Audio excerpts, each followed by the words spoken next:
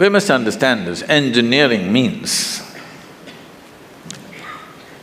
essentially to make things happen the way we want it. That's engineering, isn't it? To engineer this building means what? We want it the way we want it. We could have sat under a tree, but we choose to build this building because we want to sit under something engineered the way we want it, as suitable for us. We have conditioned the place because we want the temperature in a certain way.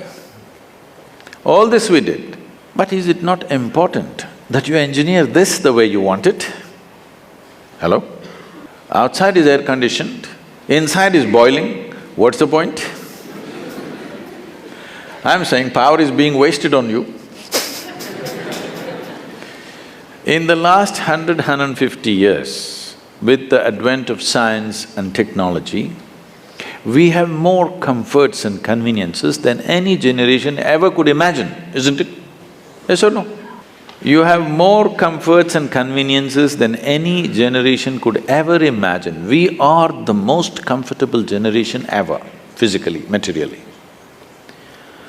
But can you say, are you the most peaceful generation? Joyful? Loving? No. Or can you even say you're the most intelligent generation?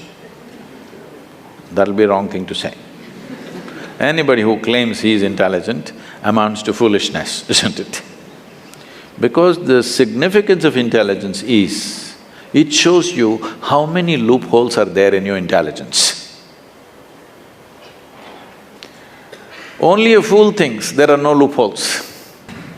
Making life happen better than the way it's happening right now, because this is a fundamental responsibility that we have as a generation of people, because we occupy this space on the planet for a short, brief time. When the last generation gave this planet to us, whichever way they gave it, it's our business that when we leave it little better than the way we had it.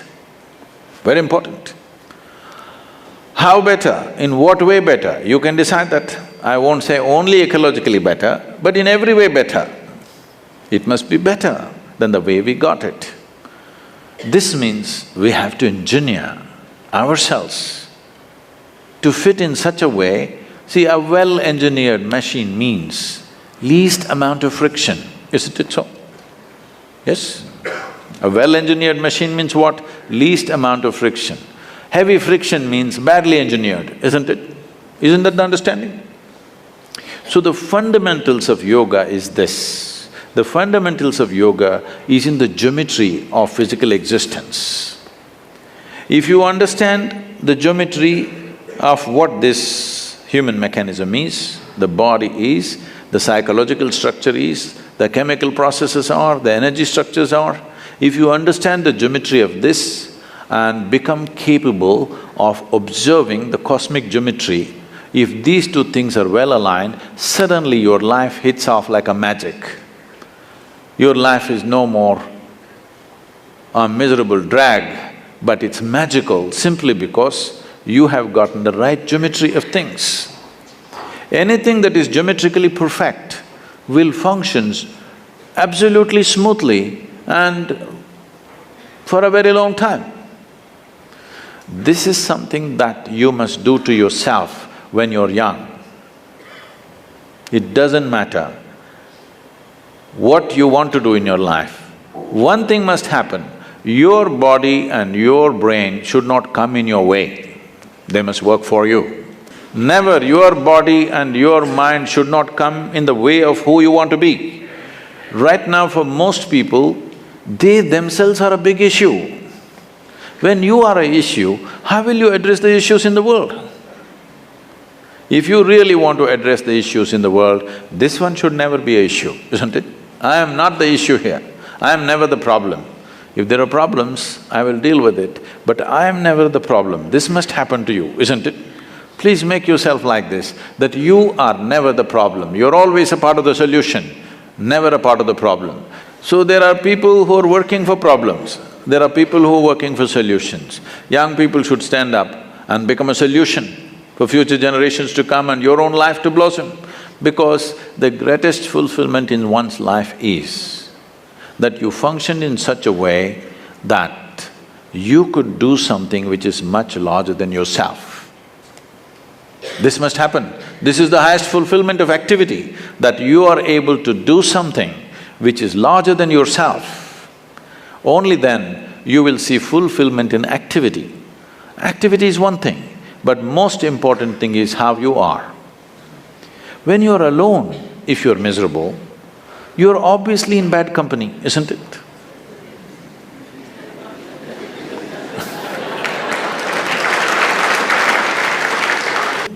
If you sit alone for 3 days, no television, no book, no texting, simply by yourself, let's see what happens.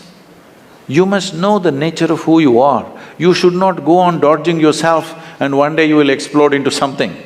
You must know what is the level of madness you're suffering.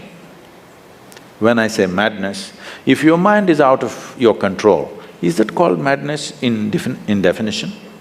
Hello? If your mind does not take instructions from you, it's out of control, is that called madness? Just try. Just today after this event, just go sit quietly in your room. Just see what all your mind does. You decide, don't tell anybody. You decide what is the level of madness you're going through. With this, if you enter the world, what will you create? You will only create who you are, isn't it? You cannot do anything other than what you are. What you are is what will happen to the world around you. Before you step out into the world, is it not important, at least you're this much equipped that you are not the problem? Can you make this happen for yourself as young people, that you are never the problem? You are not the issue in your life. Other issues, if they come, we will deal with it to the best of our ability, but this should not be an issue, isn't it?